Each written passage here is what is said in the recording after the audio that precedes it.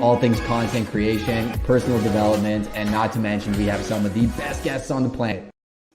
And one of them is joining us. He's in the broadcast studio right now. So welcome to the Prime People podcast. So we are streaming this on multiple platforms. We're on LinkedIn, we're on YouTube, we're on Facebook. But know that if you are on this stream, you are part of it. If you comment here, we will see it in the comments and we'll be answering questions live. So we have a commercial real estate ninja on the podcast today. So this guy's name's Jayson Siano. He's repped F45, Clean Juice, Fresh & Co, Solid Core, V7, Squeeze, Dance Body. I mean, it goes on and on. He's a rep for Starbucks in New York City. So anybody that understands the level of effort it takes to work with these brands will understand that we are talking to a guy that has his black belt in his business. Jay's been a very long time friend. We met on digital and social channels. Actually, the first time I saw him was when he was with Chelsea Pites, who's also a very close friend of mine that I've known for years. I have her book, What to Post, right behind me. And they were at Gary V's, I think it was 2020, and they were chopping it up. And any friend of Chelsea is a friend of mine. And then actually I came into the office. Jamie Dodds, my commercial real estate wizard, told me about this guy on LinkedIn that was crushing it. We connected, ended up having a mutual connection through Ryan Serhant. And again, Jay's a guy I've watched for years, and he's a guy that shows up and does the work, earns the opportunities. But more than that, what we're going to dig into today, understands where the business is going. So not only has he earned these relationships, he's not just keeping them to himself. He's sharing how he's executing on a public level, where the industry is going, and his digital strategies. So I'm going to bring him onto the stream. The only thing I ask of all of you is go follow him on his channels and make sure you sub to this podcast so you don't miss any of our future guests. It's going to be epic. Jay, are you with us? Right here, man. I loved that intro. Can you hear me? Are we good? Got you, brother. Yeah, I don't know if I ever told you that about the connection with Chelsea before we actually met. You know what's awesome about that? I am having lunch with Chelsea in Scottsdale, Arizona on Tuesday. That is absolutely wild. So yeah, I mean, how did you both end up there? Did you know each other before you were at Gary V's event? No, I mean, we might have corresponded through social previously, but I believe that we definitely met for the first time at Agent 2021.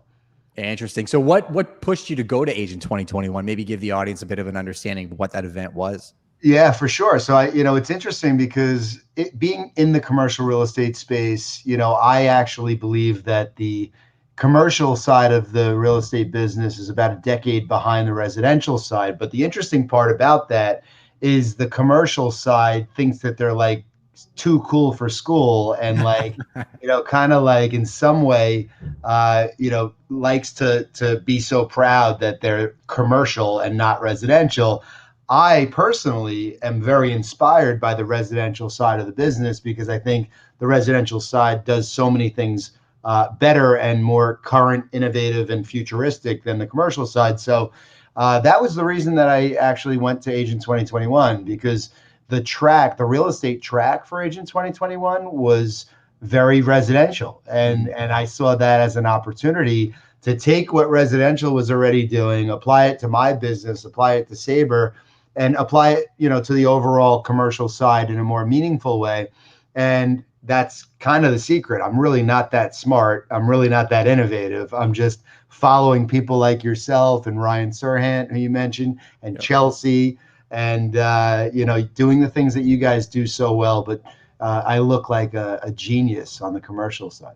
It's hilarious. So a couple of things, I just throw some things at you, and I'd love your opinions on them. Issues that I have with the commercial real estate industry, trying to book a showing. A lot of times these guys aren't on any platforms. You got to go pick up keys at the office, do the showing, drive the keys back to the office. The inefficiency of that industry blows my mind, because if you're any good at your job, your time is valuable. So you think things like that would catch up. The lack of information, right? They won't tell you what a lease was signed for, because the only control they have is understanding the value of what the net was on that lease. For anybody that's watching this that isn't in the commercial space, equated to not being able to know what any house is sold for when you're trying to do comparables, right? But as hard as these people are holding on to an industry that, in my opinion, is 40 years old, more than a decade, it's changing, and you can't hold on to that information. What happened in 2012 in the residential market in the States is happening in Canada now. right? So thinking that you're going to be able to hold this information as your keys to the kingdom and they'll have to come through you, that's changing. Do you agree or disagree? Oh yeah, big time. I mean, it's funny to hear you say like 40 years behind. I mean, I love hearing that, by the way. Like, you know, I, by the way, it's an interesting perspective because I like to say that real estate kind of chose me. You know, it's not like I really like went through school, you know, knowing that I was going to enter the real estate business. And you know, I am definitely not what a typical commercial real estate CEO kind of looks and acts like. So when I got into the industry, I was always just, I felt like I was kind of, you know, a little bit of a outsider or, you know, had to act a certain way or feel a certain way. And it's because it was so traditional and very buttoned up and super corporate in a lot of ways. And, you know, I think that the point that you just made about the sharing of information and the availability of data is you're spot on. I mean, the fact that, you know, everyone's so secretive and keeps this information close to their vest really hurts everybody. And that's why the industry is so ripe for disruption, because, you know, the minute that this information is put onto a platform that everybody can access, it's going to make a lot of people in the industry irrelevant. And, you know, that gatekeeper effect that definitely has changed on the residential side already will continue to change on the commercial side. So all of the things that I had been doing pre-pandemic, you know, the pandemic was something that I was way more prepared for, I think, than a lot of my colleagues in the industry. And I actually dubbed 2019 Lean and Mean in 19, and I right-sized my company because I thought there was a good chance that we were long on the cycle and that things would change in 2020. Didn't know that a pandemic would actually come and, you know, literally have the impact that you know, we've never seen before. And I'm in the industry 20 years, but a lot of good actually came out of the pandemic for myself, for SABRE, for the digital army, because all the things that we thought would happen and people didn't really listen to, you know, I think it gave us a lot more credibility, and people realized that the things we were doing were not really so futuristic, but current. Well, I think it's supercharged industry, right? Like, I think it just advanced everything by, call it 15 years. Like, something that you and I were talking about on the back end, I'm sure many times, was the disruption and that this was coming, right? There's applications out there. You guys have had them in the States forever. I remember Ryan told me this. When I told him we didn't have sold data here, he was shocked. Yep. And it's only recently that consumers, now they have these apps that they look at and it tells them what properties have sold for. And it also tells them what they may sell for based on the average over or asking price that they've fetched lately. And you should see it. Like, agents here are freaking out. And I'm telling my customers, I'm happy. I'm sending them the app. I'm like, you should totally use this, right? Like, this is going to allow us to have a more in-depth conversation about the statistics. Sure. You'll have the data. You may not be able to interpret it to the same level I will, but at least we don't have to catch up on that conversation. But I think it is going to make a lot of people irrelevant, that the only value they have is the access to the MLS. The MLS is a tool. These apps are a tool. I think it's refining your skill sets. And then going to the industry part of the conversation, businesses every 40 to 50 years. I mean, in the 50s, radio was where people advertised. You've heard Gary say this. It went to colored TV. And there was like a shift where 90% of the Fortune 500 lost market share and everybody was fighting against TV. There's no way. This doesn't matter. You know, how have you seen that progression now go from, say, TV, print, advertising to digital? Because it's the same thing. People said forever Facebook doesn't matter. Well, Facebook mattered. Instagram doesn't matter. Well, Instagram mattered. Now it's TikTok. Now it's all these other applications like Clubhouse. What have you seen in your time in the industry in terms of those massive shifts of attention? Yeah, I mean, I think, you know, we've never seen something close to this scale. You know, as you said, the pandemic, you know, all of a sudden the lights kind of went out and everybody was forced home and, you know, had to figure out a new way to operate. And, you know, the retail side of the business where I reside, where I spend the bulk of my time, you know, has been evolving for as long as I'm in the business. I'm in the business 20 years. It's continued to evolve. You know, there's just not as many retailers opening up thousands of locations that there once were. And, oh yeah, by the way, this thing called the internet, you know, had a major impact on a lot of goods and services, right? People were starting to not have to go to the bank as frequently as they used to, using their phones to deposit checks, adopting technology. And even the people that were kind of standing out not looking to adopt early technologies, were forced to do things differently and start ordering things online right to their door. And, these are things, again, that we saw happening over time. The word omni-channel is so overused in our business that, it makes a lot of us sick to our stomach when we hear it. But it's a Define reality. omni-channel. I'd love to know your perspective on that word.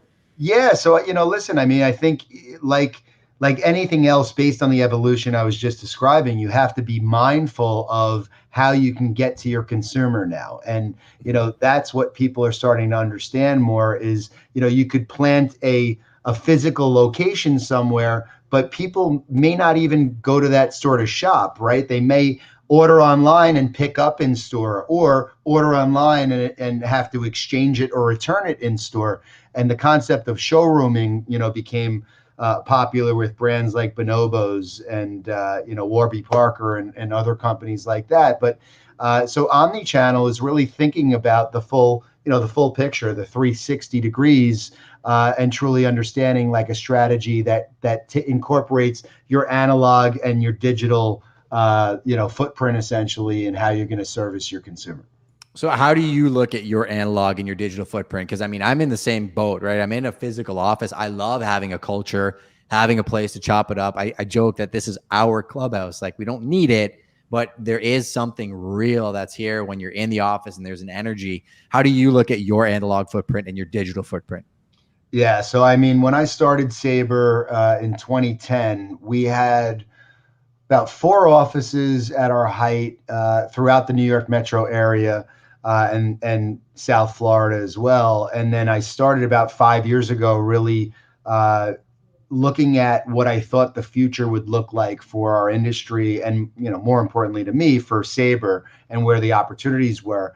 And again, I realized that focusing on a smaller geography was very, very risky behavior for myself, because if I had too much of my eggs in that basket, and I know that now based on the pandemic, like New York was hit probably the worst in the States. So if I had not, designed that strategy 5 years ago, I mean, SABRE would be in very bad shape right now. Fortunately for us, during the pandemic, we did deals in 42 states, which is amazing, and something that I'm very proud of, especially considering the national advisory side of our business is only about 5 years old.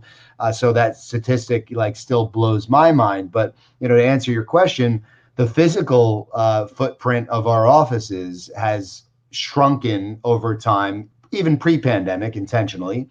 But during the pandemic, the first thing I did was downsize my largest office, my headquarters, basically in half. I adopted a completely virtual office space with Verbella. And by the way, when I first discovered Verbella, I thought it was gimmicky, and like the fact that there were avatars and a completely virtual office space. I couldn't even imagine how amazing it would be. And actually, my partner and I were talking about this yesterday, because he's not based in this office either. And, as we continue to add bodies across the country, during the pandemic, I hired people in Ohio, in Texas, in Florida, in other parts of even, the New York metro area where we don't have physical offices. And I've never felt so connected to these people in my life, to the point that we actually had a physical dinner, met in person for the first time since the pandemic started, a group of us 2 days ago. And it was surreal in some ways, but I was so blown away when somebody mentioned that several of us had not seen each other physically in over a year. I would not have even been able to realize that if somebody didn't say that.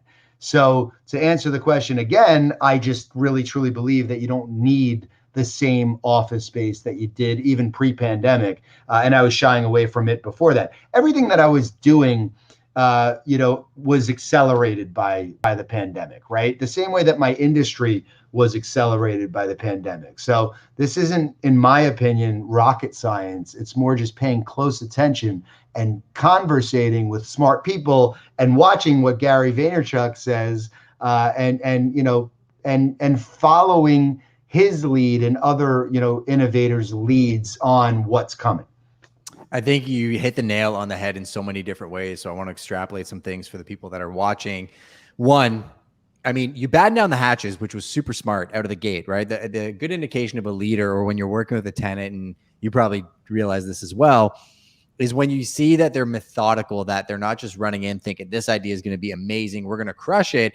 You know, they're a little concerned about the cost, deployment, everything else that they're putting into their business. It usually means that they care about the people that are with them, right? Because they're taking some sort of responsibility. But at the same time, you also realize that right sizing your space based on the impact that it had in your culture was crucial. I Googled Verbella when you mentioned it. I didn't even know it was a thing. And this is where these conversations really help each other level up, is when you see industry leaders like Jay doing things like that and looking at people that are actually doing the work. That's where you find inspiration, because there's lots of people that have opinions online that will tell you one thing or the other, but very infrequently are they actually doing things, right? You have a lot of people with opinions, but not a lot of people who are actually executing, trying things, and then not being afraid to adapt. And I think that's where I'm seeing a lot of success in your growth over the time I've known you, is this constant ability to adapt. You brought something up last week on a Clubhouse room about how you have a relationship with your commercial clients and buildings almost as if they're humans, right? Like you literally give them their own brand identity. You use those buildings to develop relationships within the community independent of SABRE, which is actually funny, because when a real estate agent calls somebody, everybody throws a wall up. But when a company calls somebody, it's a very different experience. Can you extrapolate that for people watching? Because I think it's just very, very high level. Yeah, for sure. No, I appreciate it, because, you know, at the beginning of the pandemic, I had a lot more time on my hands than I'm used to having, because I'm typically putting out fires, prospecting, servicing clients, traveling, obviously, you know, family time, very important. So my days are absolutely insanity, right? So when the pandemic did hit, regardless of the fact that I jumped right in and started up a bunch of different like digital shows that I could, you know, invite I actually started a concept called At Home with My Homies, and like went to work literally like the first day that everybody had to be home. I just jumped in with At Home with Our Homies, and you guys should check that out on SABRE's YouTube channel, SABRE Real Estate. It was a lot of fun, but I was doing 2 or 3 of these a day, just because I realized that when the lights went out, it was an opportunity for me to be a lot more, capture a lot more eyeballs on mobile devices, because people were sitting on their couches with not much to do. So I figured I'd entertain them and become more top of mind. So that was my strategy there. I also discovered a couple of folks that were innovating quite a bit. And Carrie Bob is somebody that really intrigued me, somebody who's also 20 years in her commercial real estate career, based out of San Diego, California. And what Carrie discovered was that if she could take over the create or take over the Instagram handle of a property, that she could do specific things with, you know, professional photography, videography, and amazing content creation. And then the property could actually become an ecosystem that would service the surrounding community. And in any community, you have micro, nano influencers that could be very helpful in placemaking, which is a lot of what we do on the development side of the commercial real estate space. It's how do we make this property unique? Like, how do we give this thing a pulse? How do we make this property special? And you can't just put in a whole bunch of big national tenants that one after the other. You can't just have an Ulta Cosmetics next to a Soul Cycle, next to a, you know, Target, next to a TJ Maxx, next to, right? Like, if you start putting out all of those types of projects into the universe, they're going to get really stale and boring. And I feel like today that's never been more true. So Carrie was doing this within her brokerage company. And I spoke to Carrie and said, you know, listen, based on the fact that I have a digital marketing company and a background that goes beyond commercial real estate, I said, you know, I think that you're going to run into a few problems here based on, you know, how this business is set up within your brokerage. Because the first thing I'm going to think about is, you know, if this company offers this service, but they're also in brokerage, the brokers that represent properties are going to tell the landlord not to hire you, because basically you're really a digital media company on that side of the business, that pillar is digital marketing. It has nothing to do with real estate. You're not earning fees. So why are you, putting yourself in that position? And, she was really blown away with, what I had to tell her. And as you know, when you're speaking to somebody that's very successful and innovative, and doing things that, that are kind of changing the world quite a bit, you have to be careful about it, how you approach that subject. And she could have easily told me to F off, but, fortunately, she realized that I had thought through that process. And we launched Hello Jenny during the pandemic. Hello Jenny's the kind of 2.0. It's probably the 4.0 version of what Carrie was doing before we connected. And it's been going like stunningly well. We're very excited about it because it helps everybody. It helps the owner. It helps the brokers, right? And we're brokers. We want to help brokers do their job better, right? So fortunately, based on the fact, again, that it's a marketing tool, Hello Jenny has nothing to do with real estate fees, right? So we're Scottie Pippen. We're not Michael Jordan. We're leading the league in assists. We're passing the ball to the leasing team essentially, and trying to pull up a new seat at the table that didn't exist. So very excited about that business. I love it. And you're going into an industry, like I said early on, was challenging, right? Like we do it in our space too, where, we're competing with the large multinational real estate firms and winning mandates on a regular basis. But then when we go in to work with them on a file, we want to have that collaboration. We want to show them that we care more about doing a good long-term business than just making a little bit more money on a file. There was one that Jamie and I were recently talking about where, our marketing efforts brought up a tenant. Another broker came into the transaction at the last second. And it's funny because the landlords, commercial landlords, sometimes think it's all about fees. They think it's agents. They think the agents are all they care about is their money. And I remember having a conversation with this landlord and I'm like, I don't care.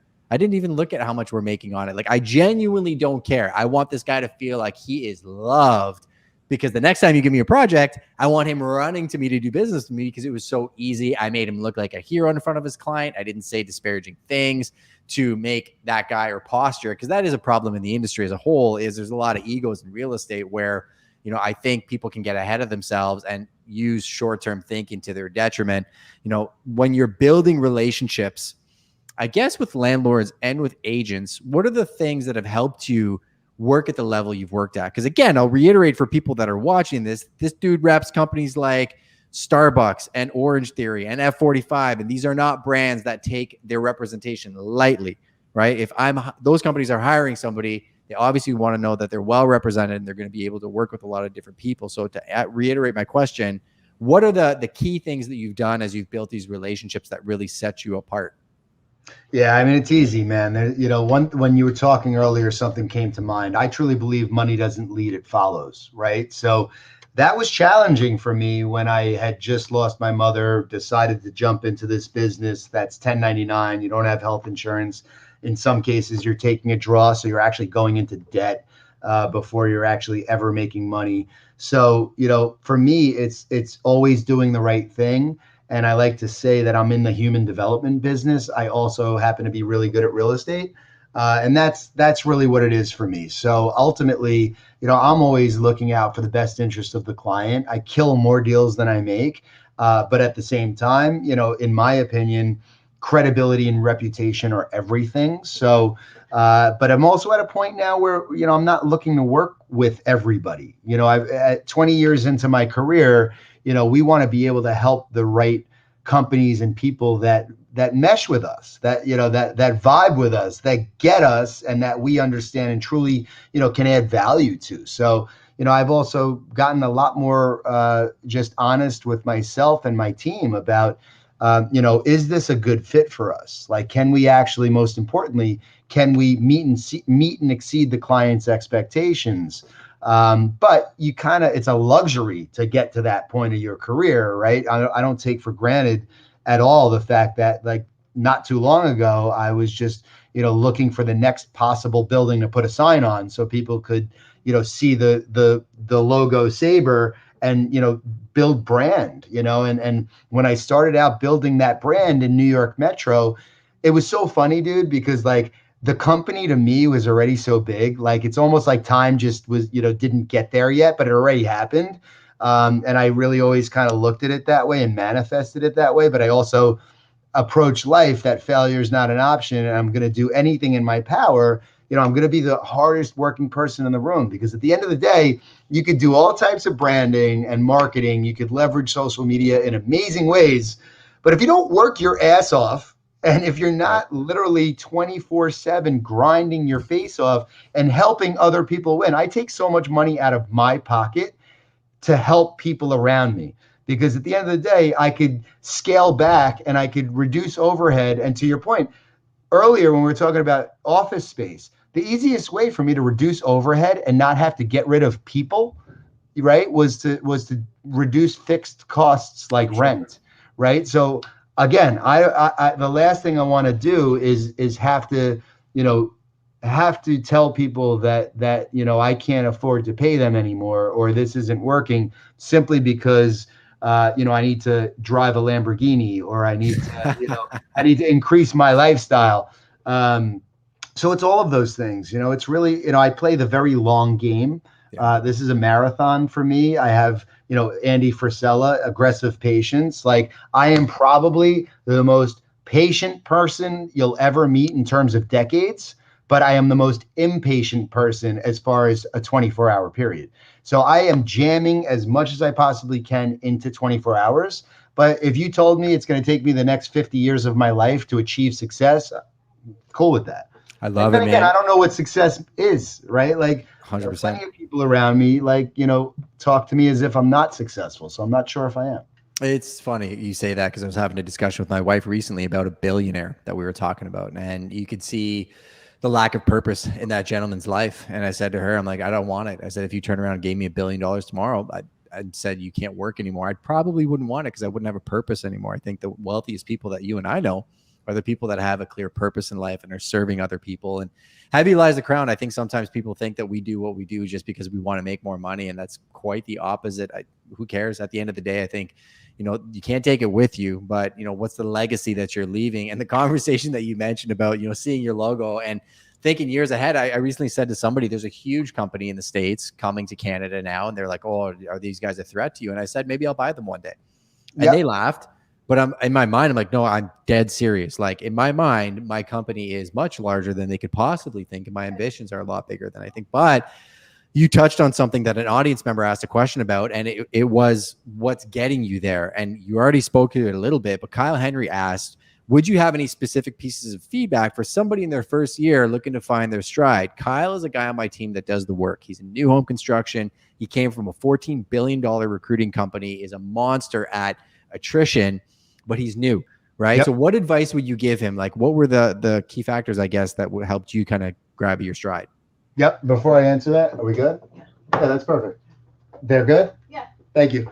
That's real life, everybody. That's the life of somebody that is actually doing business, is putting out fires. You know what? I mean, by the way, like, that is like, that's got to be like my superpower, is the fact that, like, you have to realize that if you jam as much as you possibly can into a day, right? If you get up earlier and you work later and figure out how to, like, actually achieve that work-life balance, which to me is just lifestyle, that's the magic. I think you really move mountains that way. But Kyle, the easiest answer is a one-word answer, and it's patience. And I say that because you're with Justin. So, the reality is I might have answered this differently if I didn't know that you were working on his team.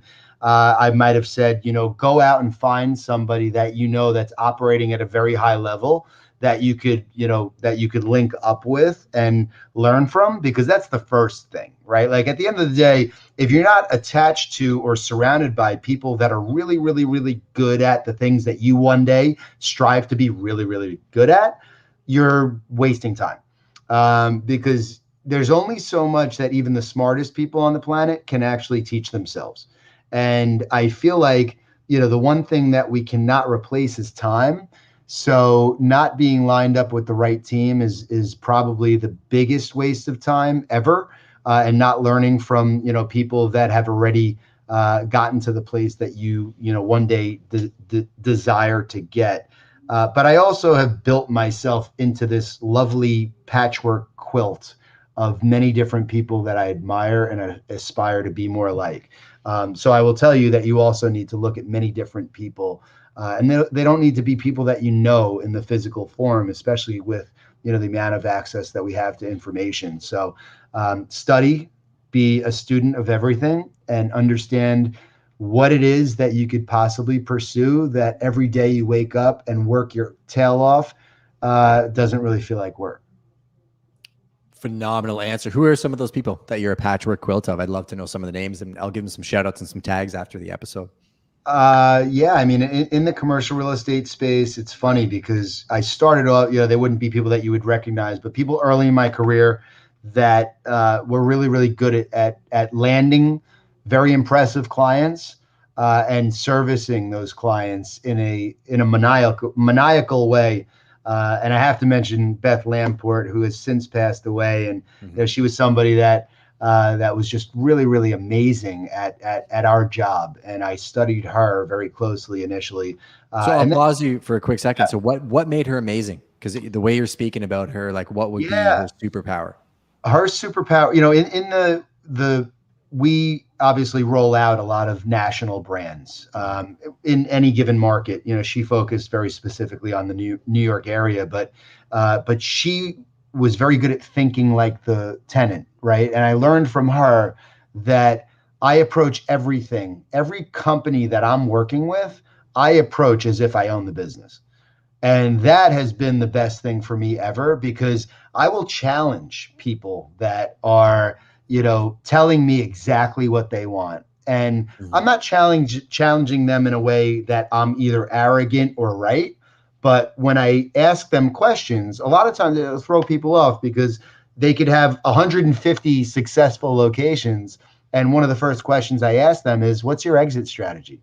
And they look at me like, no, I'm not sure. Like, why do you ask? Like, we're killing it. Why are you asking me my exit strategy? What's your goal? Like, what are your goals? Are you looking to grow this thing for the next 5 years and sell it to private equity for 500 million? Or do you want to die running this business? I'm just curious. And honestly, if I don't know the answers to that, how am I going to be able to help you, achieve your goals, right? So I kind of start with that stuff. So yeah, I mean, and I learned that. I'm not sure exactly who I learned that from, but it was definitely somebody in the finance world. I spend a lot of time in different spaces outside of real estate for inspiration, and and definitely again on the branding and marketing and social media and all that stuff. If I was following commercial real estate people and their guidance on that stuff, I'd be pretty lame. So, there's lots of people, man. I'm such a student of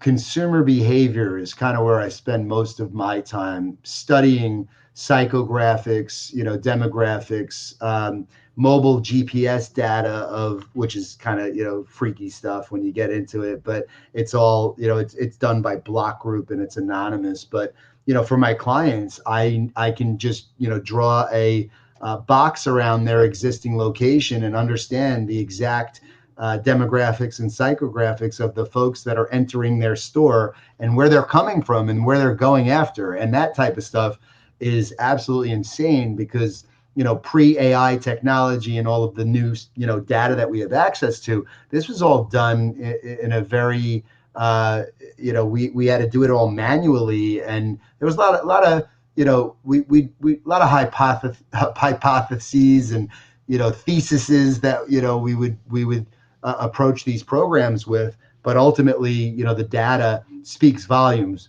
but it's the art and the science, right? The data is never going to replace my knowledge. The data is never going to, tell you that, that's all well and good, but there's a cemetery there that takes up 19 acres and dead people are not coming to your store anytime soon, so all types of things that I think will need to continue to stay humanized, in the real estate space, in our space for sure.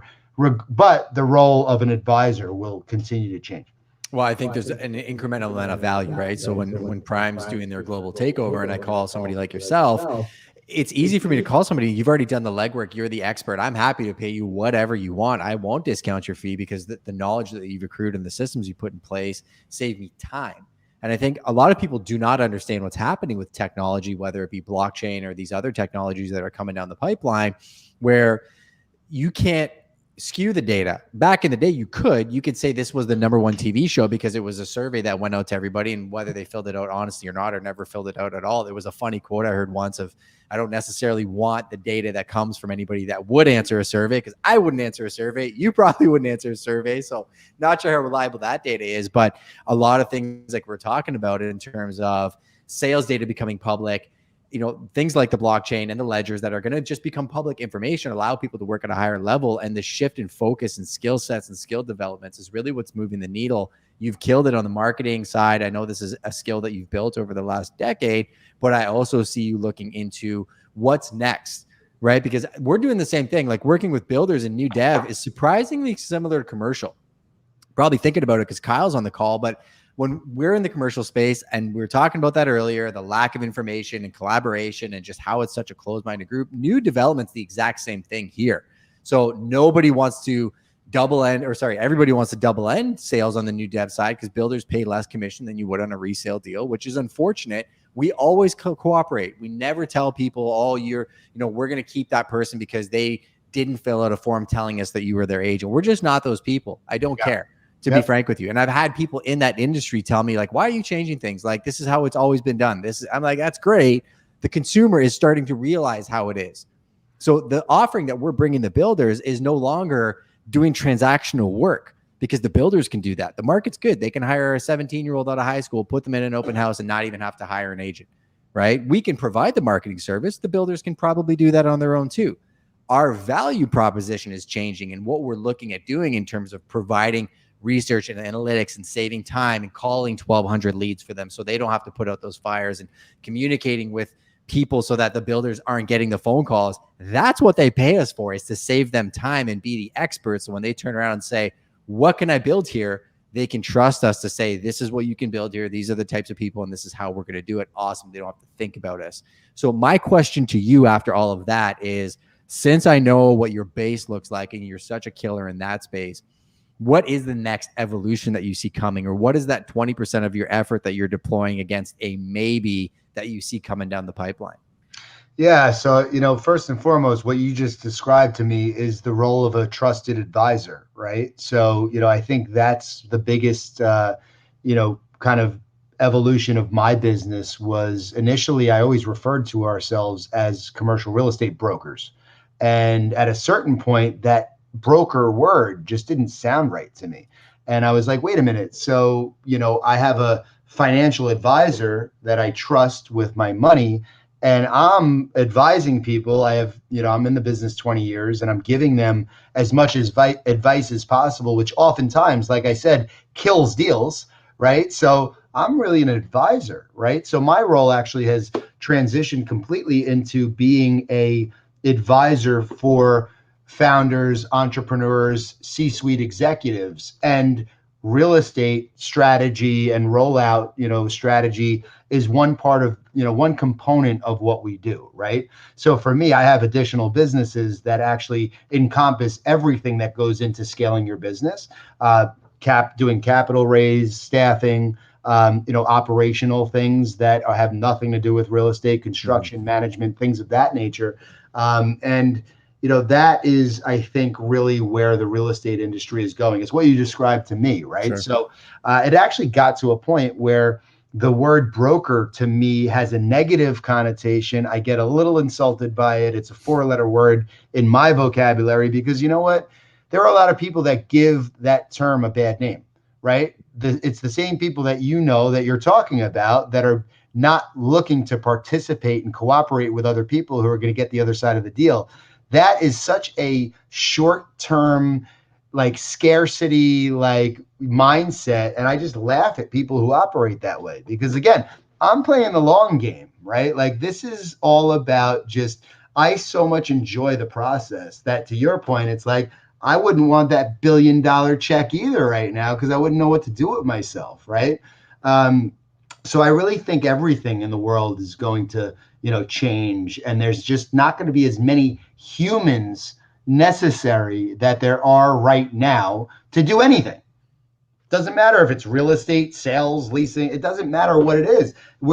There's not, with all of the data and technology and computers that exist and don't yet exist, and robots and everything else that's coming, and self-driving cars and anything else that is coming, like there are going to be many, many humans that are replaced by automated things. And I live in fear every day of going out of business. It's why I transitioned my weekly vlog from Real Sabre 3 years ago to Future Proof, right? Because I realized, and actually Ryan Serhant was on the first episode of Future Proof, and we talked about the traditional brokerage model, and that, and it was almost like he was alluding to, launching his own company one day.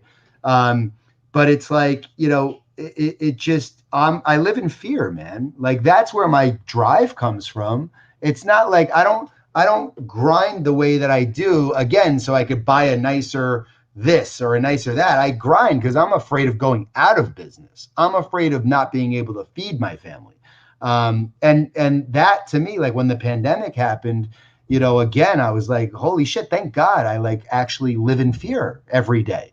Like, I today woke up with the same motivation and drive that I did when I was starving 20 years ago, didn't have a pot to piss in or a window to throw it out of.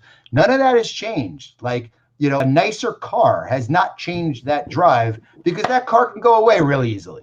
Everything can go away really easily. So, I think that is my advice to any audience that's watching this is, no company is too big to fail, and no business or person is too small to change the world. The biggest mistake new agents make, I just did a YouTube video on this, was believing their own hype, right? And just thinking that it's easy and not realizing it's difficult. But at the same time, what you just explained was a day one mentality. I wake up every day trying to put myself out of business because that's the job. I remember I had an identical conversation with Ryan, not aired publicly, but it was around the value of a brokerage, right? And what that looked like. And I think it's just an indication that the industry is changing and things are going in a different direction. And the value proposition of what a true advisor is versus a salesperson or broker is a conversation that needs to happen, because I know there's consumers out there that think, well, I can hire you or 1,800 other people in the marketplace, and they think that we're interchangeable. But truthfully, we're not. There's a lot of clients out there. There's a lot of agents out there. Not everyone is built for every single one, and that is okay. But the skill sets can be very, very different, and what you're getting is going to be very different. And I think when things change and there is going to be a disruption of technology where not every single person in the supply chain is going to be needed, I think that's going to drive opportunity, because you're going to have people that are maybe super passionate about surfboards, that are working a, $50,000 or $60,000 a year job, miserable in an office, that they're going to leave, maybe start a YouTube channel about surfboards. They're going to blow up, and that's their job. You and I, yeah, 100%, dude. Like, you have an affinity for sneakers. I wore this shirt because of you. I was gearing up for today, and I'm like, you know what? I think Jay would appreciate this. I was at the beach this morning, living life, right? Absolutely. I love it. But that's the thing. But that's what everything's being kind of decentralized, right? That's blockchain, right? Like NFTs, are super interesting. And I think the same way that like we develop our personal brand, which is really just, our reputation. And I think the folks that are really comfortable, putting it all out there and being on camera and speaking the same way that we would whether there was a camera there or not, are the ones who really understand how to make an impact. Like, at the end of the day, Justin, like, I'm probably further along, SABRE's further along than I probably really anticipated it would ever get.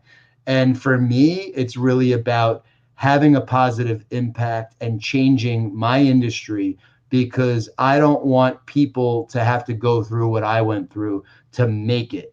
And, for me, I talk about this a little bit more now than I used to. I was never really open to talking about how, challenging it was for me when I started in the business right after losing my mom. And, I was having like such bad panic attacks and crazy anxiety, and, having to find myself as a person in my early 20s with, no real support system around me, because like when my mom passed, my dad moved to Florida, and I was just basically on my own, trying to figure out life at that time. And that's a very critical transition from like college to the real world, Mhm. when you don't have your identity's not firmed up yet. You don't have the confidence that you would if you were already successful, or settled into something, and so on and so forth. So I think part of like my living in fear of everything, being taken away, and waking up every day knowing that there's people nipping at my heels, that are working harder than me, that are smarter than me, that are better looking, that are more charismatic, and all that stuff. That's also what motivates me. But the thing is, at the same time, I really don't see anybody as competition. So it's, for me, it's all about collaboration. Like whoever it is out there that sees me as their biggest competition, I would call up tomorrow, hang out with, give all of my trade secrets to, educate, train as much as I possibly could, and say, yo, let's work together. Let's do some deals. There's enough for everybody, right?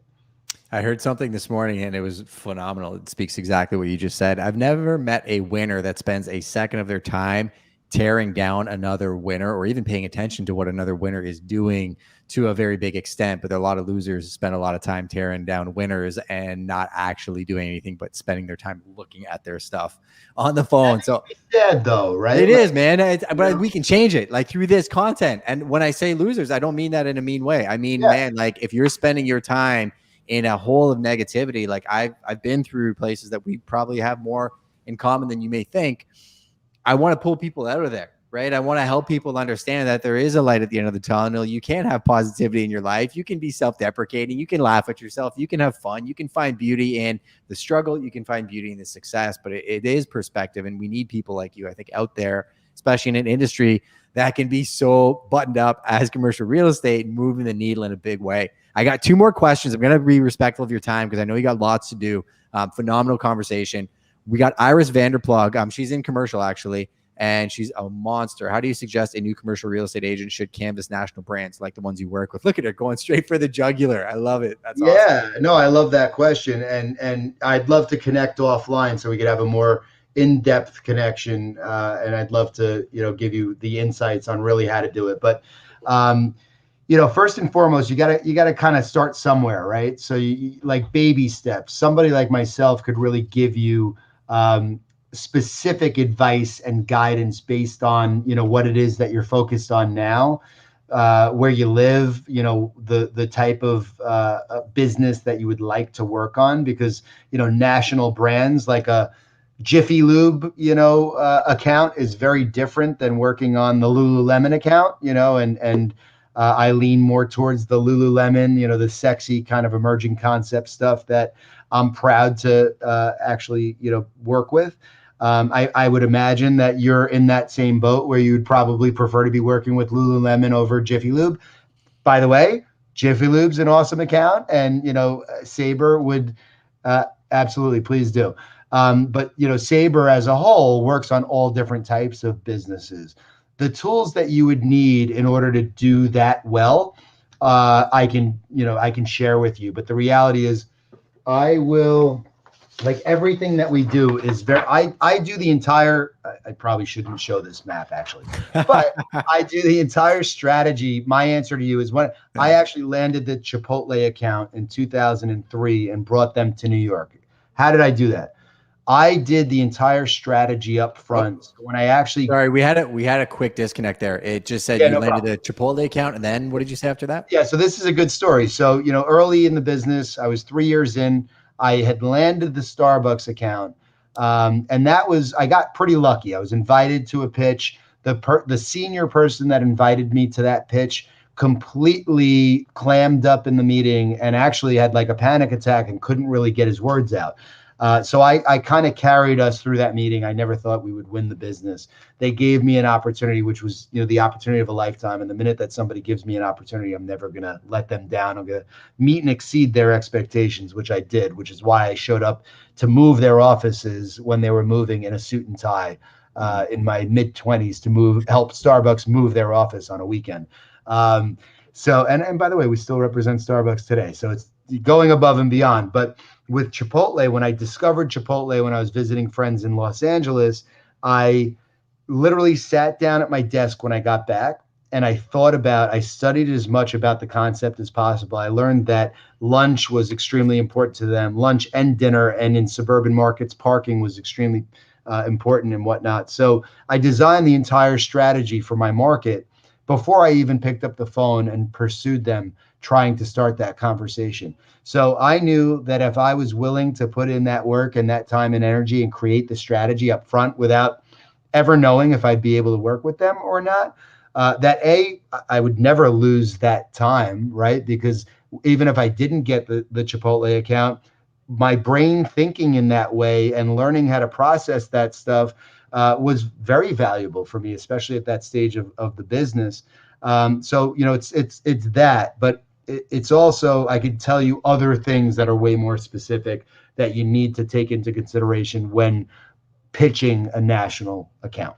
Which you knocked it out of the park. I think people in this industry are funny. They think, oh, I showed that house, wasted my time. They didn't buy it. I'm like, now I have market knowledge. I want to get in every house out there so that when I'm getting a listing on that street, I've been in the houses, right? It's all perspective. One last question. Sorry, go really ahead. Quickly though, but that is the difference maker. Yeah. You have to realize if you plan to win the end game, right? The marathon, forget the sprint. If you want to finish first in the marathon, you have to understand that even something that could potentially be the biggest waste of time ever, that does not put money in your bank account, is not a waste of time. 100%. You're a student of everything. Forever. Exactly. That is one of the best quotes. Eric, you chop that up into micro content. I want that quote. Kyle actually had another question one more time. He was asking about how your specific market was impacted, especially in the commercial space. I think I'll just reframe that question because it was what burning question I had. And I think a burning question everybody watching this probably has. Office and retail. What are your thoughts about the current state of things and the evolution or the future of office and retail commercial space? Yeah, for sure. To answer his question first, more specifically, again, just kind of piggybacking on what I said earlier. Fortunately, 5 years ago, I was smart enough to realize that I needed to expand nationally. If I did not do that, and I had to answer this question, I might not be doing it with a SABRE sign behind me. We might have been out of business if I was 100% in New York. So guys, don't put all your eggs in one basket. Every market was totally impacted differently. You mentioned, Justin, that I spend a lot of time in Florida. I do. I spend a lot of time everywhere. When I went to Florida 3 times with my family since the pandemic started, and Florida was open for business practically the entire time. It was almost like COVID didn't exist. And that market has been on fire the entire time. Now, New York City is absolutely crushed. I'm in the business 20 years, through many downturns. 9/11 was a little before I started in the business, right before I started. But New York City was decimated. I don't care what people say. New York City, almost every storefront in certain corridors is vacant. And if anybody says otherwise, they just own buildings that they want you to think that they were not as impacted as they are. To answer your question, Justin, everything has been changing over time and evolving over time. The pandemic accelerated everything that was already happening. A lot of people think, love that, Lindsay, couldn't agree more. A lot of people think that the retail world was crushed by the pandemic, when people like myself, who are experts in the retail space, are actually doing backflips and cartwheels that some of the tired retailers that are far past their expiration are finally potentially going out of business. And I'm never rooting for other people's demise or other companies' demise. But when companies are just not innovating and adopting new technology and understanding how this new world operates, it's their fault, not mine. Blockbuster versus Netflix. They could have bought Netflix for nothing, decided not to because they thought people would rent videos in their store forever. Stupid. Office space. Personally, I told you at the beginning of this that I was looking for any excuse to downsize my office space to begin with. I think that everybody is going to adopt a hybrid of working in the office and working from home or working from, more importantly, this thing anywhere, which I could do on a full-time basis at this point, especially now with my virtual office in the cloud, where I literally will go into anybody's office at my company, regardless of where they are, with my little avatar, walk in and start talking to my computer the way I am right now. And there is seamless communication. Oh, and by the way, we could bump into each other in the hallway and talk about what we did this past weekend and not just about business 24/7. So I think that is the most crazy missing component of being able to be truly virtual and in the cloud. And we've solved for that now. So I don't see office space ever coming back the same way that it was pre-pandemic. I think that anybody that I know that convinced themselves that they loved being in the office 24/7 early pandemic are the same people now, my friends, that tell me they wish they never had to go back to the office. So I think it's anywhere in between, whatever works best for you based on the industry that you're in. Yeah, I mean, ultimately, and again, the marketplace, ultimately, if a product isn't serving the consumers and the world, is going to adapt. It is going to either push certain things in or push certain things out. I think office space is the same thing. I mean, if I flip this camera around, this doesn't even look like an office, truthfully. Like it's got a big harvest table in the middle. We come in here, we hang out. It's a podcast studio and it's kind of an office and it's a place you can hang out, grab coffee, eat. We did events here before COVID where we'd have 40, 50 people in here just jamming on investing, connecting people with people. Truthfully, it was a means to an end from that standpoint more than it was just, hey, this is where you go to work and you have to be here from 8 to 5 p.m. It just, I don't think the world's going to be like that anymore. I think people are going to go places where there's purpose and passion. And does it add something to your world? And if it doesn't, who knows? Maybe office towers are going to turn around and get repurposed for residential development because there's a massive lack of housing and there's a huge demand for housing. So the marketplace will ultimately level the entire playing field one way or another. I think it's where people are going to adapt in the in-between. Go ahead.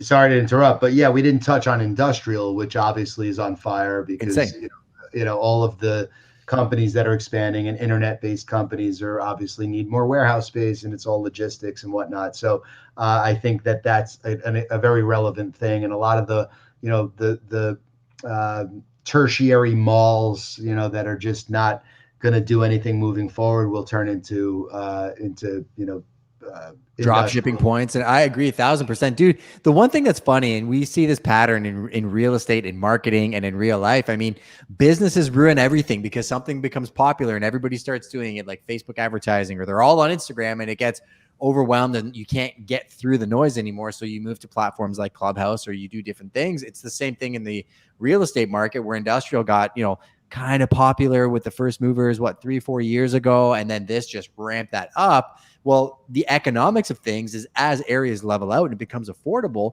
it's a great opportunity for anybody looking to just chop it up and open up a business in New York where you could never open up a storefront to get in and start now. Because who knows in 10 years that swing's not going to go the other way and people are going to get just sick and tired of just getting Amazon boxes delivered to their door. And they're going to want to meet somebody face to face and talk to the guy who made the recipe, whose family's been doing it for 50 years. Because there is something to New York when I visit it.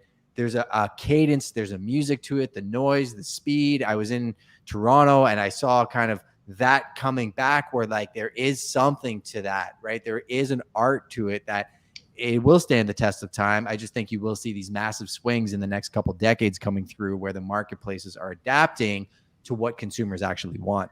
Yeah, but that's exactly what you're spot on. I'll leave you with two things. Like you have to deliver a different value proposition. You have to be special on some level. You have to be entertaining, right? Like in a lot of ways, retail is entertainment now. Yeah. And that's going to be, I think, very, very important on a moving forward basis. I'll tell you one last story, and it's, you know, why I always laughed at people in my industry saying that, you know, the internet's not going to really impact our industry.